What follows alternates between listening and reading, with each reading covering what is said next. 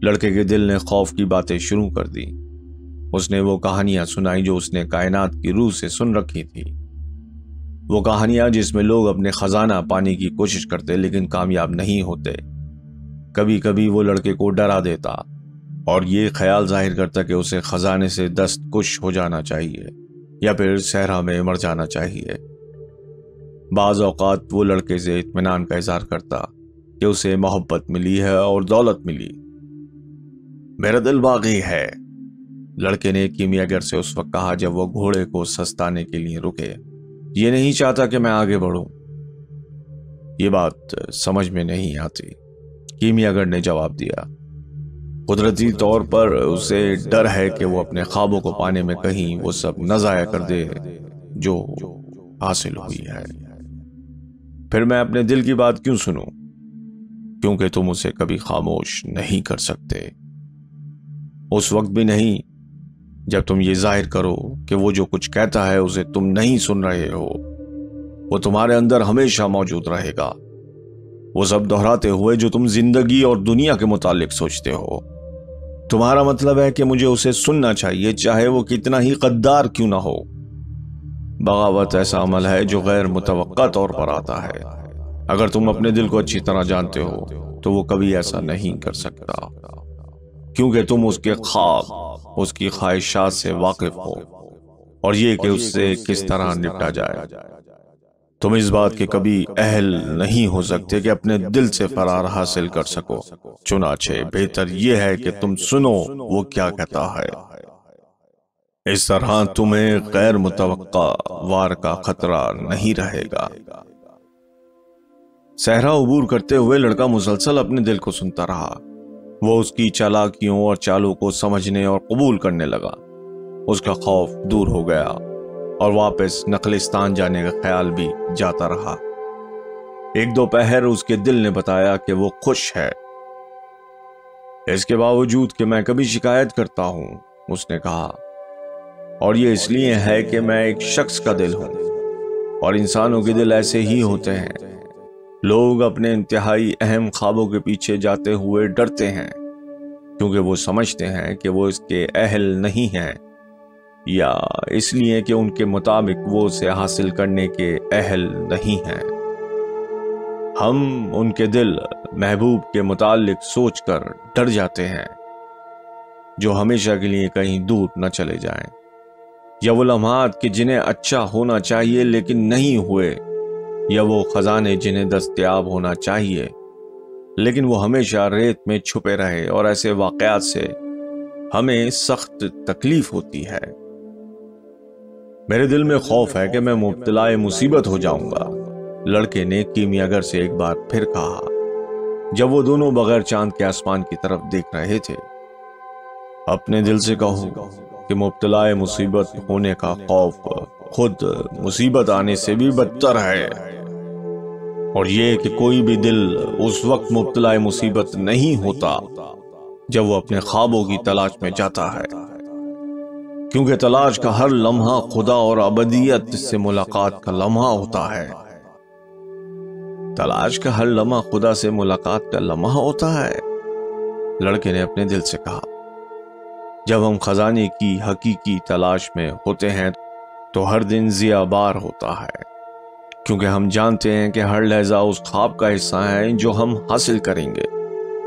جب میں اپنے خزانے کو حقیقتاً تلاش کرتا ہوں تو راستے میں بہت سی چیزیں آشکار ہوتی ہیں جو میں نے کبھی نہیں دیکھی ہوتی، اور خود میں اتنی ہمت بھی نہیں پاتا کہ کوشش کروں، کیونکہ ایک گڈریے کے لیے ناممکن نظر آتا ہے کہ وہ اسے حاصل کر سکے۔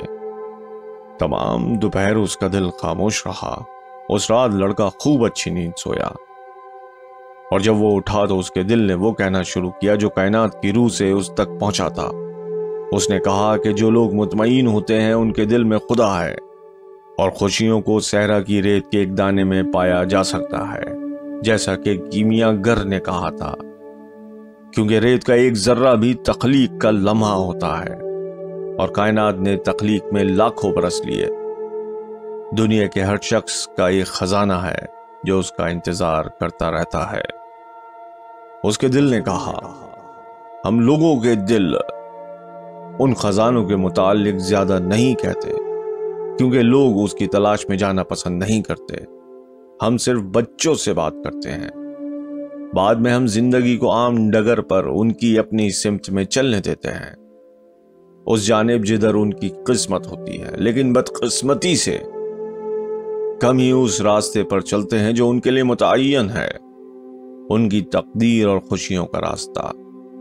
بہت سے لوگ دنیا کو آزار کی جگہ سمجھتے ہیں، اور چونکہ ان کا اس بات پر اعتماد ہوتا ہے، اس لیے دنیا سچ مچ تبدیل ہو کر ان کے لیے ایک تکلیف کی جگہ بن جاتی ہے۔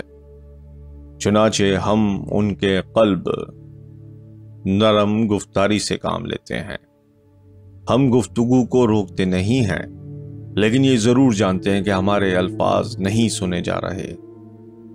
چونکہ لوگ اپنے دل کی بات نہیں سنتے، لہذا ہم بھی لوگوں کو مبتلا مصیبت کرنا نہیں چاہتے۔ لوگوں کے دل کیوں نہیں کہتے کہ وہ اپنے خوابوں کا مسلسل تعاقب کرتے رہیں؟ لڑکے نے کیمیاگر سے پوچھا۔ کیونکہ اس طرح دل اور زیادہ مبتلا مصیبت ہو جاتا ہے، اور دل مبتلا مصیبت ہونا نہیں چاہتا۔ اس دن کے بعد سے لڑکے نے اپنے دل کو سمجھانا شروع کر دیا۔ اس نے اس سے کہا کہ برائے کرم اس سے کبھی گفتگو کرنا نہ چھوڑے۔ جب بھی میں اپنے خواب کی تلاش سے بھٹکنے لگوں تو مجھے جھنجھوڑنا اور خبردار کرنا۔ میں تم سے عہد کرتا ہوں کہ جب مجھے تمہاری آواز سنائی دی میں ضرور اس پر عمل کروں گا۔ اس شب اس نے یہ تمام باتیں کیمیاگر کے گوش گزار کیں، اور کیمیاگر سمجھ گیا کہ لڑکے کا دل واپس کائنات کی روح میں پہنچ گیا ہے۔ اب مجھے کیا کرنا چاہیے؟ لڑکے نے پوچھا۔ احرام کے راستے پر چلتے رہو، کیمیاگر نے کہا، اور غیبی اشارے پر توجہ مرکوز رکھو۔ تمہارا دل اب اس کا اہل ہے کہ تمہیں دکھا سکے کہ خزانہ کہاں ہے۔ کیا یہ وہی چیزیں ہیں جسے جاننے کی مجھے ضرورت تھی؟ نہیں، کیمیاگر نے جواب دیا۔ تمہیں جو چیز جاننا چاہیے وہ یہ ہے، خواب کی تعبیر سے قبل کائنات کی روح ان تمام باتوں کا امتحان لیتی ہے جو تم اس رستے میں سیکھتے ہو۔ ایسا اس لیے نہیں ہوتا کہ یہ کوئی منفی بات ہے، بلکہ اس کو پا لینے کے لیے خوابوں کے ساتھ ساتھ ہم نے جو کچھ بھی خواب کی جانب بڑھتے ہوئے سیکھا ہے ان اسباق میں بھی مہارت حاصل کی ہو۔ یہی وہ نقطہ ہے جس کے باعث لوگوں کی بڑی تعداد اسے چھوڑ دیتی ہے۔ یہ وہی نقطہ ہے جیسا کہ ہم صحرا کی زبان میں کہتے ہیں کہ کوئی عین اس وقت پیاس سے مر جاتا ہے جب اسے سامنے کھجور کے درخت دکھائی دینے لگتے ہیں۔ ہر تلاش کا آغاز ابتدائی کامیابی اور اختتام فاتح کے امتحان سے ہی ہوتا ہے۔ لڑکے کو اپنے ملک کی ایک کہاوت یاد آئی کہ رات میں سب سے زیادہ اندھیرا سورج نکلنے کے عین قبل ہوتا ہے۔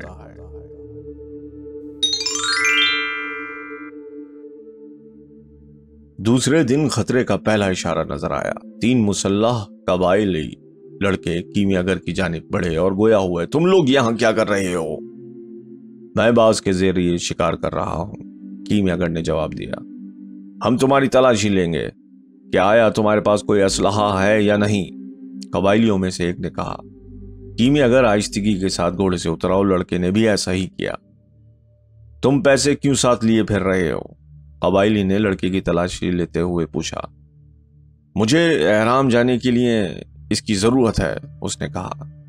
جو قبائلی کیمیاگر کی تلاشی لے رہا تھا اسے ایک بوتل ملی جس میں سیال شے بھری ہوئی تھی، اور ایک پیلے رنگ کا شیشے کا انڈا جو مرغی کے انڈے سے تھوڑا سا بڑا تھا۔ یہ کیا چیزیں ہیں؟ اس نے پوچھا۔ وہ پارس پتھر ہے اور یہ آب حیات۔ یہ کیمیاگروں کا شاہکار کام ہے۔ جس نے بھی آب حیات کو پی لیا وہ کبھی بیمار نہیں پڑے گا، اور اگر پارس پتھر سے کوئی دھات چھو جائے تو وہ سونا بن جائے گی۔ عربی یہ سن کر ہنسنے لگا۔ ان کے ساتھ کیمیاگر بھی ہنس دیا۔ انہوں نے سمجھا کہ یہ جواب تفریح تباہ کے لیے تھا، لہٰذا انہوں نے لڑکے اور کیمیاگر کو اپنے ساز و سامان کے ساتھ جانے کی اجازت دے دی۔ کیا تم نادان ہو؟ لڑکے نے کیمیاگر سے اس وقت کہا جب وہ کچھ آگے بڑھ گئے۔ تم نے ایسا کیوں کیا؟ تاکہ تمہیں زندگی کا ایک سادہ سبق دے سکوں، کیمیاگر نے جواب دیا۔ اگر تمہارے پاس ایک بڑا خزانہ ہو اور تم دوسروں سے اس کا اظہار کرو تو کوئی مشکل سے ہی اعتبار کرے گا۔ وہ صحرا میں چلتے رہے۔ جیسے جیسے دن گزرتے گئے لڑکے کا دل خاموش ہوتا گیا۔ وہ اب ماضی اور مستقبل کی کوئی بات جاننا نہیں چاہتا تھا، وہ بس صحرا کا گہری نظر سے جائزہ لے رہا تھا اور لڑکے کے ساتھ کائنات کی روح میں غوطہ زن ہو رہا تھا۔ لڑکا اور اس کا قلب دونوں دوست ہو چکے تھے اور اب وہ ایک دوسرے کو دھوکہ دینے کا سوچ بھی نہیں سکتے تھے۔ اس کا دل جب اس سے مخاطب ہوتا تو اس کا مقصد لڑکے میں تحریک پیدا کرنا اور اسے قوت بہم پہنچانا ہوتا، کیونکہ صحرا میں خاموشی کے دن انتہائی کٹھن ہوتے ہیں۔ اس کے دل نے اسے بتایا کہ اس کی سب سے بڑی قوی خصوصیت کیا تھی، یعنی اس کی جرت، جب اس نے بھیڑوں کو چھوڑا اور اپنی تقدیر کے بغیر رہنے کی کوشش کی، اور شیشے کی دکان میں کام کرنے کے دوران اس کا عزم۔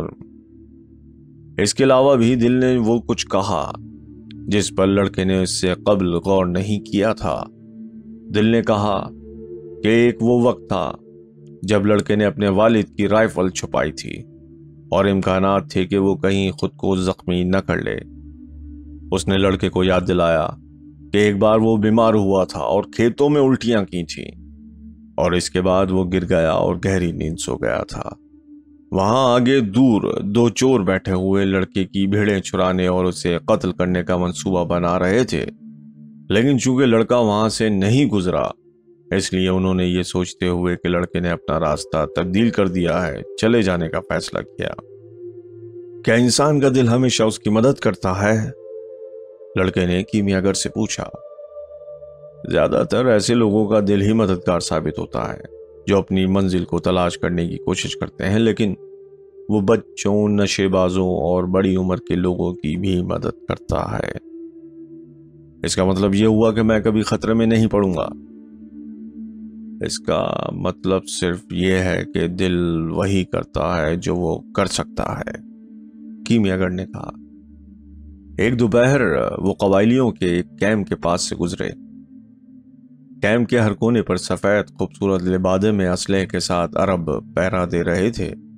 لوگ حقہ پی رہے تھے اور جنگ کی کہانیاں سنا رہے تھے۔ ان میں سے کسی نے ان دونوں مسافروں پر کوئی توجہ نہیں دی۔ یہاں کوئی خطرہ نہیں۔ جب وہ کیمپ کے قریب سے گزرنے لگے تو لڑکے نے کہا۔ کیمیاگر کی آواز میں ناراضگی تھی۔ اپنے دل پر بھروسہ ضرور کرو، لیکن یہ نہ بھولو کہ تم صحرا میں ہو۔ جب لوگ ایک دوسرے سے برسر پیکار ہوں تو کائنات کی روح جنگ کی چیخ و پکار سنتی ہے، اور اس کے رد عمل سے کوئی بھی محفوظ نہیں رہتا۔ سب چیزیں دراصل ایک ہیں، لڑکے نے سوچا، اور پھر لگا کہ صحرا یہ بتانا چاہتا ہے کہ کیمیاگر صحیح کہتا ہے، اور دو گھڑ سوار ان کے پیچھے دکھائی دیے۔ تم مزید آگے نہیں جا سکتے، ان میں سے ایک نے کہا۔ تم لوگ ایک ایسے علاقے میں ہو جہاں قبائلی حالت جنگ میں ہیں۔ ہمیں زیادہ دور نہیں جانا، کیمیاگر نے جواب دیا۔ وہ گھڑ سوار کی آنکھوں میں آنکھیں ڈال کر بات کر رہا تھا۔ وہ ایک لمحے خاموش رہے اور پھر رضامند ہو گئے کہ لڑکا اور ایک کیمیاگر ایک ساتھ آگے جا سکتے ہیں۔ لڑکا اس گفتگو کو دلچسپی سے سن رہا تھا۔ تم نے اپنے دیکھنے کے انداز سے گھڑ سواروں کو زیر کر لیا، اس نے کہا۔ تمہاری آنکھوں سے ہی تمہاری اندر کی طاقت کا اندازہ ہوتا ہے، کیمیاگر نے جواب دیا۔ یہ سچ ہے، لڑکے نے سوچا۔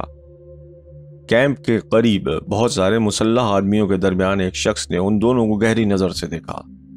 وہ اتنی دور تھا کہ اس کا چہرہ بھی ٹھیک طرح سے دکھائی نہیں دے رہا تھا، لیکن لڑکے کو یقین تھا کہ وہ انہیں دیکھ رہا تھا۔ بالآخر جب انہوں نے پہاڑی سلسلے کو عبور کر لیا جو خط افق تک پھیلا ہوا تھا، تو کیمیاگر نے کہا کہ وہ اب احرام سے دنوں کے فاصلے پر ہیں، چونکہ عنقریب ہم ایک دوسرے سے جدا ہوتے ہیں۔ لڑکے نے کہا، تو تم مجھے کیمیا کے متعلق کچھ بتاؤ۔ تم کیمیا کے متعلق پہلے ہی جانتے ہو. یہ بالکل ایسا ہی ہے جیسے دنیا کی روح میں گھس کر خزانے کو تلاش کرنا تمہارے لیے محفوظ ہے. نہیں، میرا مطلب یہ نہیں. میں سیزے کو سونے میں تبدیل کرنے کے متعلق جاننا چاہتا ہوں. کیمیا اگر اس طرح خاموش ہو گیا جیسے صحرا، اور لڑکے کو اس وقت جواب دیا جب وہ کھانے کے لیے رکے. کائنات کی ہر چیز بڑھتی رہتی ہے، اس نے کہا، اور دانا لوگوں کے نزدیک سونا بھی بڑھتا ہے. مجھ سے یہ نہ پوچھنا کہ کیوں. مجھے نہیں معلوم کہ ایسا کیوں ہوتا ہے. میں صرف اتنا جانتا ہوں کہ روایات ہمیشہ سچ ہوتی ہیں. لوگ دانش مندی کے الفاظ کبھی نہیں سمجھتے. چنانچہ سونا تبدیلی کا مظہر ہونے کے باوجود تنازع کی بنیاد بن گیا ہے. بہت ساری زبانوں میں چیزیں گفتگو کرتی ہیں، لڑکے نے کہا. ایک وقت تھا جب میں اونٹ کی ہنہناہٹ کو ہنہناہٹ سے زیادہ کچھ اور نہیں سمجھتا تھا. پھر وہ خطرے کا اشارہ ہو گیا، اور اب وہ دوبارہ. پھر وہ محض ہنہناہٹ رہ گئی. پھر وہ خاموش ہو گیا. کیمیاگر شاید یہ پہلے ہی جانتا تھا. میں حقیقی کیمیاگروں سے واقف ہوں، کیمیاگر نے بات جاری رکھی. انہوں نے خود کو اپنی تجربہ گاہوں میں دیکھا اور تبدیلی کی کوشش کی جیسے سونا کرتا ہے، اور انہیں پارس پتھر مل گیا، کیونکہ وہ اس بات سے آگاہ تھے کہ جب کوئی چیز تبدیل ہوتی ہے تو اس کے قریب جو چیزیں ہوتی ہیں وہ بھی اسی طرح تبدیل ہو جاتی ہے. دوسرے لوگ اتفاقی طور پر پتھر سے دوچار ہوئے. ان کے پاس یہ تحفہ پہلے ہی موجود تھا، اور ان کی روح دوسروں کی روحوں کے مقابلے میں ان چیزوں سے زیادہ واقف تھی، لیکن انہیں اس کی خبر نہ تھی. ایسے لوگ کم ہی پائے جاتے ہیں. اور پھر وہاں دوسرے لوگ بھی تھے جو صرف سونے میں دلچسپی رکھتے تھے. انہیں حقیقی راز کا علم نہیں ہوا. وہ یہ بات بھول گئے کہ سیسا، تانبا اور لوہے کی بھی ایک تقدیر ہے، اور ایک ایسا شخص جو دوسروں کی تقدیر میں مداخلت کرے وہ اپنی تقدیر کبھی نہیں پا سکے گا. کیمیاگر کے الفاظ کی بازگشت ایک دائرے کی شکل میں پھیل گئی. وہ آگے بڑھا اور فرش سے ایک خول اٹھایا. یہ صحرا کبھی سمندر تھا، اس نے کہا. میرا بھی یہی خیال ہے، لڑکے نے جواب دیا. کیمیاگر نے کہا، اس خول کو اپنے کان پر رکھو. جب وہ بچہ تھا تو اس نے یہ بارہا کیا تھا، اور اس خول میں سے سمندر کی آواز سنی تھی. سمندر کبھی اپنے خول پر رہا ہے، کیونکہ یہی اس کی قسمت ہے، اور یہ کبھی ختم نہیں ہوگا تا وقت یا کہ یہ صحرا دوبارہ پانی پانی نہ ہو جائے. وہ اپنے اپنے گھوڑوں پر سوار ہوئے اور احرام مصر کی جانب کوچ کرنے لگے.